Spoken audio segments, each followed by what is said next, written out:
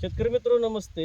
कृषी Bhushan R D Patil sir शेती तंत्रज्ञान अंतर्गत आपण आज 30 नोव्हेंबर रोजी आपल्याच गावचे सभासद शेतकरी व आपले गुरुवारी मानसिंगाबा जाधव यांच्या ऊसाच्या लागणीच्या प्लॉटमध्ये आलेला आहोत. एकंदरीत 4.5x2 वर लागण केलेला. बघ किती तारखेची लागण आहे?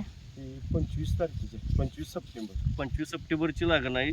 आत्ता ज्येष्ठ स्थिती जी आहे शेतकरी मित्र ही पूर्णपणे जटाकुम मोडणीची आहे. ज्यावेळेला आपल्याला एकसारखे 7, 8, 10 फुटवे सशक्त झालेले असतात किंवा पाहिजे गरजच आहे. ज्यावेळेला जटाकुम मोडणी होईल त्यावेळेला बाकीचे सगळे फुटवे आहेत त्यांची वाढ आपणास एकसारखी दिसेल.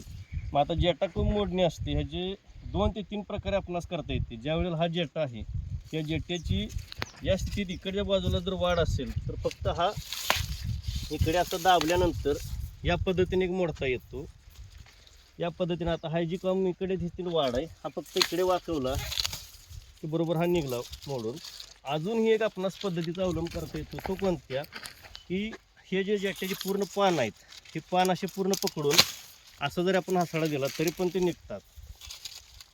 पूर्णपणे असं जरी आपण इसका मारला तरी पण ते निघून जातात. ह्या 2 ते 3 पद्धतीचा वापर आपणास जटाकुम मोडणीमध्ये करता येतो.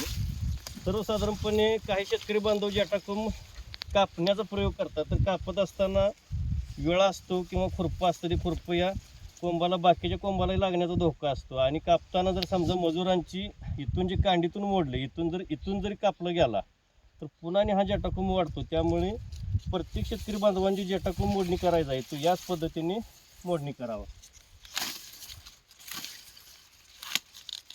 बस.